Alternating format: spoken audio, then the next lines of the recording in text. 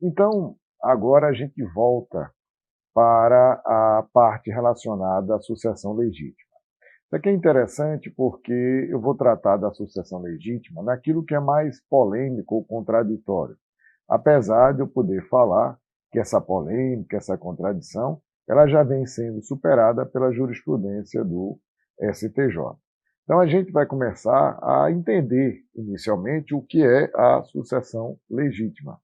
Então, a sucessão legítima é aquela que é deferida aos sucessores por determinação legal. Ela difere da sucessão testamentária, que é aquela que é determinada pela vontade do autor da herança. Então, a parte legítima é aquela em que se determina quem são os herdeiros de acordo com a ordem de vocação hereditária, como pretende a própria lei. Diferente da sucessão testamentária, que leva em consideração a vontade do testador através da figura do testamento. Então, vai ocorrer a sucessão legítima quando a pessoa morre sem testamento ou a pessoa morre com testamento, ficando a sucessão legítima para aquela parte relacionada aos bens que são indisponíveis. Então, a sucessão legítima ela se fundamenta no parentesco, na ideia de parentesco. Por isso que a sucessão legítima ela é deferida a um grupamento familiar que se dá pela consanguinidade, ou seja, o parentesco consanguíneo, o parentesco em razão do casamento, na falta, evidentemente, de herdeiros de acordo com a advocação hereditária. A gente fala da herança jacente, vacante, quem vai herdar, nesse caso, ou substituir o autor da herança é o Estado de uma forma geral, porque, na verdade, quem recebe a herança jacente é o município e a União, de acordo com a localização dos bens, e, a partir da Lei 8.971, a gente tem também a sucessão em face da união estável, e que se iniciou, evidentemente, a partir da Constituição Federal, mas especificamente por lei, pela Lei 8.971. Na sucessão legítima, a gente vai ter duas qualidades de herdeiros: os herdeiros necessários e os herdeiros facultativos. Os herdeiros necessários são aqueles que são protegidos pela lei, dos quais não se pode dispor, por conta desses herdeiros necessários, de mais de 50% da herança. Ou seja, para a gente deixar bem claro, havendo herdeiros necessários, só pode ser feito o testamento até 50% da herança. No mesmo sentido, a gente pode ir lá atrás, na parte contratual, na figura da doação. Se tem herdeiros necessários, não é possível doar todo o seu patrimônio, porque essa doação passaria a ser uma doação inoficiosa, porque estaria violando a parte legítima dos herdeiros. E quem são esses herdeiros necessários? Os herdeiros necessários são os descendentes, os ascendentes e agora o cônjuge sobrevivente. Podemos incluir também, apesar de alguma controvérsia, o companheiro ou a companheira também como herdeiro necessário. Um destaque é que, se não existirem herdeiros necessários, existirem herdeiros facultativos. Quem são esses herdeiros facultativos? São os colaterais até o 4º grau.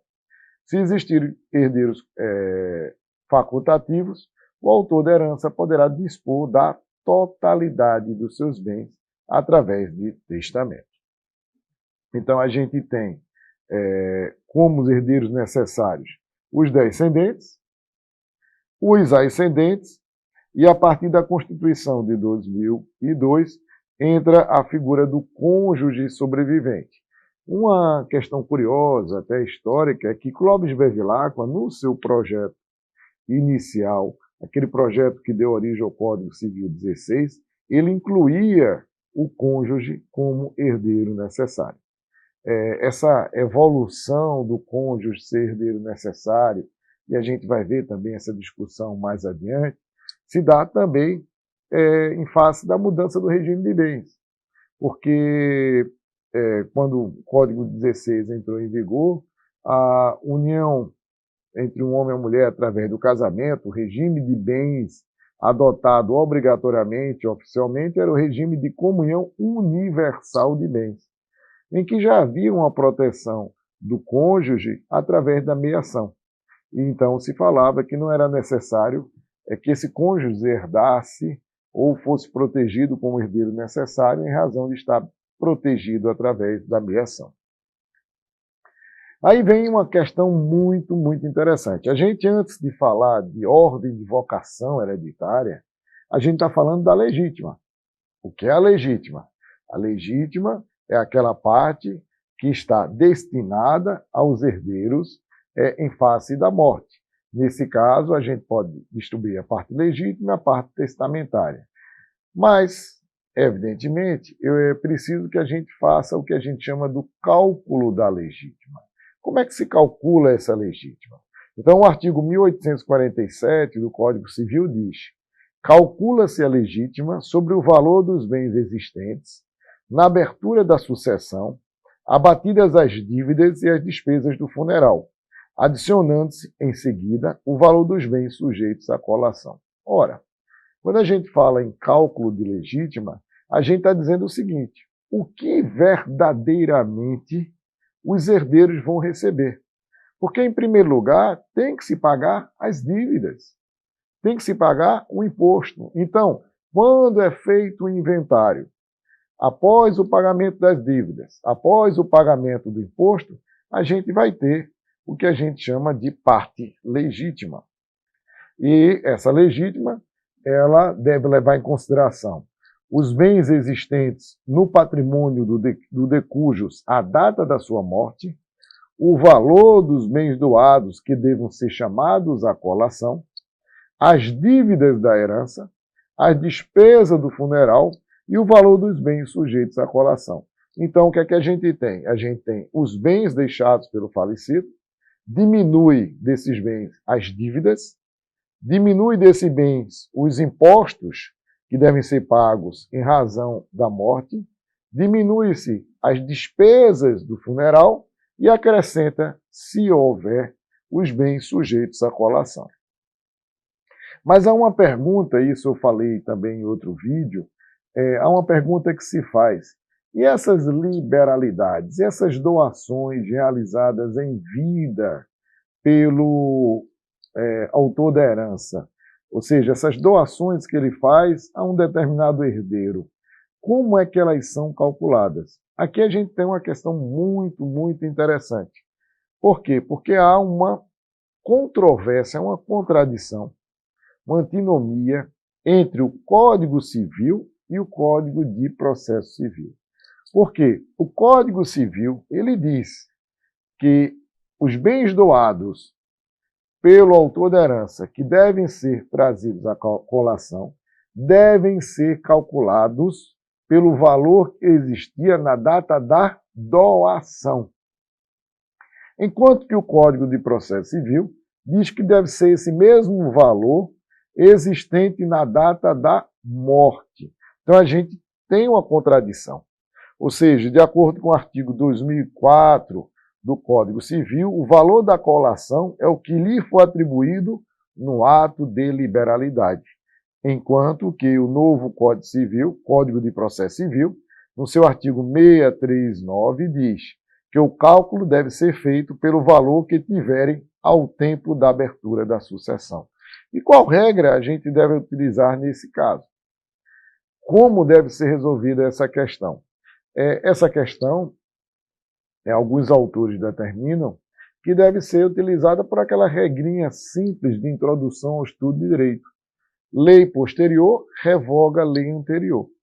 Ou seja, qual é a lei posterior hoje? A lei posterior hoje é o Código de Processo Civil. Então, ele estaria revogando o Código Civil nessa parte quanto ao momento que deve ser calculado essa liberalidade, essa doação realizada em vida. Alguns autores, por sua vez, entendem que o Código Civil seria mais especializado. Outros entendem que é o Código de Processo que é mais especializado, uma vez que se trata de inventário e partilha, que é um rito processual. Então, dentro dessas controvérsias, eu me filio hoje à corrente de que o Código de Processo Civil em razão de ser lei posterior. Nesse mesmo sentido, dispõe o professor Silvio Salvo Venosa em sua obra. Então, hoje a gente determina que é na data do momento da morte. E isso aí tem uma diferença incrível, porque se a gente disser, olha, o bem foi doado há 10 anos atrás, se for pelo Código Civil, você pega o valor daquele bem e você vai fazer o quê? Uma atualização monetária. Qual era o valor? Vamos colocar aqui juros e correção. Na verdade, correção monetária, não haveria juros. Faria uma atualização monetária. Enquanto que, se for na data da morte, o que há? Uma revisão do preço. Porque ele vai ser avaliado pelo valor da data da morte. Então, se ele foi doado há 10 anos atrás por R$1.000 ou R$1 milhão, vai ser esse mesmo valor calculado hoje, ou seja, se o bem teve uma valorização, essa valorização ela vai importar no aumento do valor dessa colação. Se teve uma desvalorização, numa diminuição desse valor. Então, eu defendo e digo isso, o artigo 639, de que deve ser calculado na data da abertura da sucessão.